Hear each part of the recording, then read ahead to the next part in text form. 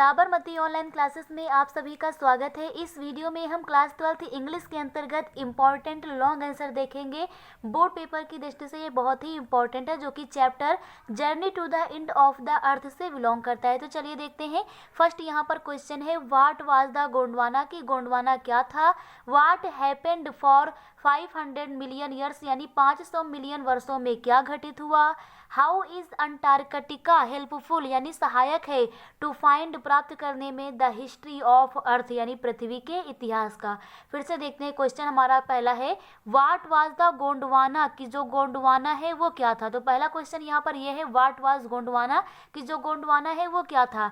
इसी में next question बनता है, what had happened for 500 million years, यानी कि 500 मिलियन वर्षों में व्हाट हैड हैपेंड, यानी कि क्या घटित हुआ। तो 500 मिलियन वर्षों में क्या घटित हुआ ये पूछा गया है।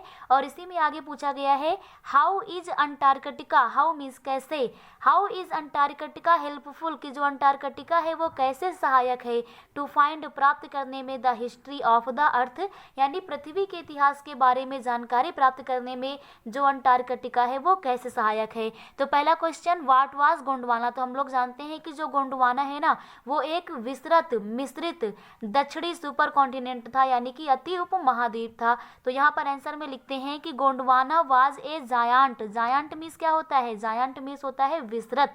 क्या होता है, विस्तृत, यानी कि अत्यधिक विशालतम। एमलगमेटेड मीन्स होता है मिश्रित। एमलगमेटेड सौदर्न, यानी कि दक्षिणी सुपर कॉन्टिनेंट था।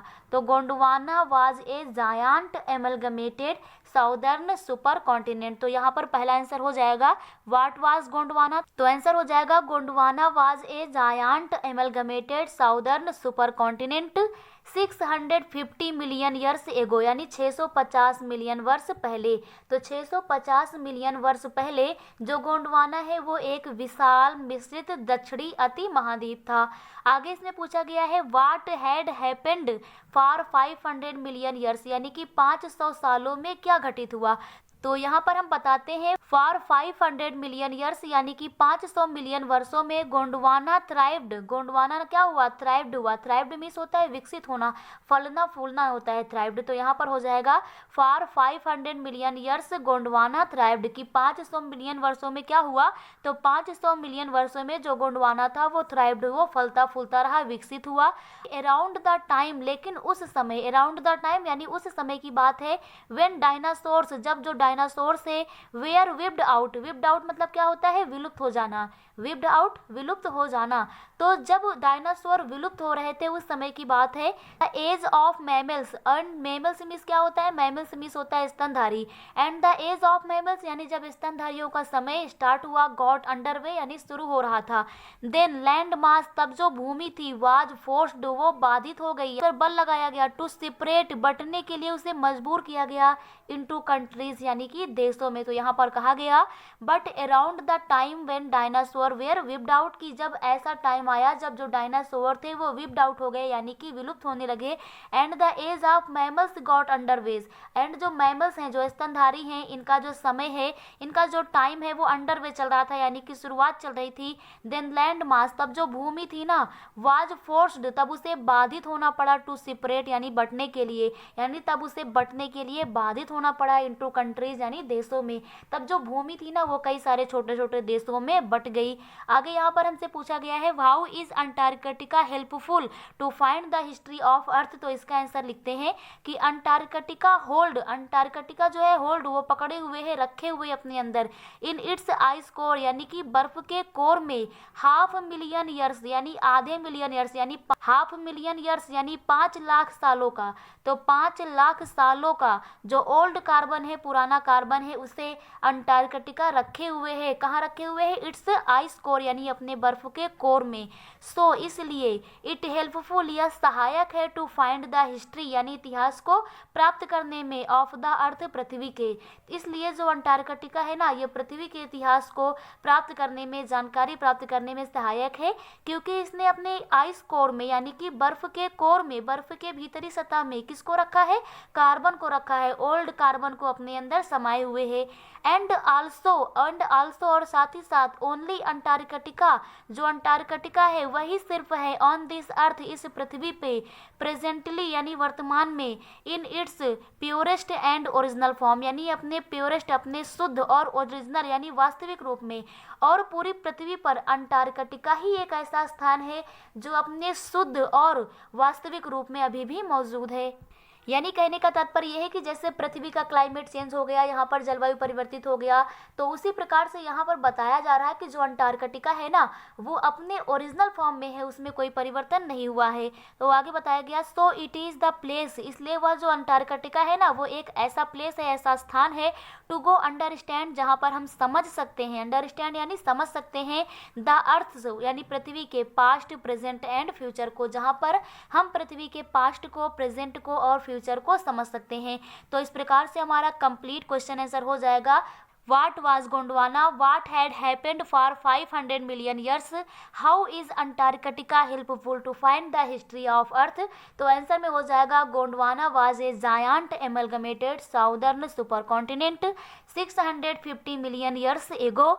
For 500 million years Gondwana thrived, but around the time when dinosaurs were wiped out and the age of mammals got underway, then land mass was forced to separate into countries. Antarctica hold in its ice cores 500,000 years old carbon, so it helpful to find the history of Earth, and the only Antarctica on this Earth presently in its purest and original form. So it is the place to go understand the Earth past, present and future. तो इस प्रकार से first question आप लोगों को clear हो गया होगा। Now move to second question. Second question है what is there on Antarctica. What is there क्या है ऑन अंटार्कटिका यानी अंटार्कटिका में। अंटार्कटिका में क्या है। How is the ubiquitous silence interrupted there sometimes. How means कैसे, is the ubiquitous, ubiquitous means क्या होता है सर्वव्यापी, सर्वव्यापी जो साइलेंस है, जो शांति है। इंटरप्टेड, इंटरप्टेड मीन्स होता है बाधित होना या भंग होना, कि कैसे जो सर्वव्यापी शांति है वो भंग होती है देयर समटाइम्स, वहाँ पर कभी कभी। कि जो अंटार्कटिका पे शांति है, क्योंकि वो तो निर्जन स्थान है, वहाँ मनुष्य तो रहते नहीं है, तो वहाँ पर जो शांति है वो कभी कभी कैसे भंग हो जाती है, इसके बारे में हमें बताना है। तो आंसर में हम बताते हैं कि अंटार्कटिका पर क्या है। तो अंटार्कटिका पर पूरी पृथ्वी का जो 90% बर्फ है ना, वो कहाँ पर है, अंटार्कटिका पर है। तो हम बताते हैं इन अंटार्कटिका की, अंटार्कटिका में 90% ऑफ द अर्थ यानी पूरी पृथ्वी का 90% जो टोटल आइस है, जो कुल बर्फ है, वॉल्यूम्स आर स्टोर्ड, वो यहाँ पर इकट्ठा है, यहाँ पर मौजूद है। तो इन Antarctica 90% of the earth total ice volume, यानी कि जितने भी बर्फ का जो आयतन है, जितना संपूर्ण बर्फ है टोटल पृथ्वी पर, उसका 90% तो केवल अंटार्कटिका महाद्वीप में ही स्टोर्ड है। It was a huge expanse of white divide of any indication such as trees, billboards और बिल्डिंग। तो यहाँ पर बताया गया है it was a huge expanse, या ह्यूज यानी विस्तृत, एक्सपेंस भाग है, एक यह विस्तृत भाग है ऑफ वाइट यानी कि सफ़ेद, यह एक सफ़ेद विस्तृत भाग है। यहाँ पर अंटार्कटिका के बारे में बताया गया है कि it was a huge expense, यह एक विस्तृत भाग है ऑफ वाइट यानी यह एक सफ़ेद विस्तृत भाग है, डिवाइड ऑफ जो कि विहीन है, जो कि क्या है विहीन है, एनी इंडिकेशन, इंडिकेशन मीन्स क्या होता है, इंडिकेशन मीन्स होता है संकेत, यानी किसी चिन्ह से विहीन है, यहाँ मानव का नाम मात्र भी नहीं है, ये पद चिन्ह से या विहीन है। डिवाइड ऑफ मतलब विहीन होना, सच एज ट्री जैसे कि यहाँ पर पेड़ नहीं है, बिलबोर्ड्स नहीं है, बिलबोर्ड्स मीन्स क्या होता है जो प्रचारक पत्र होते हैं वो भी नहीं है, बिल्डिंग्स नहीं है, यहाँ पर इमारतें भी नहीं हैं। तो यहाँ पर बताया गया है कि in Antarctica 90% of the earth total ice volume are stored. आगे उसी के बारे में बताते हैं कि it was a huge expanse of wide divide of any indication such as tree, billboards और बिल्डिंग।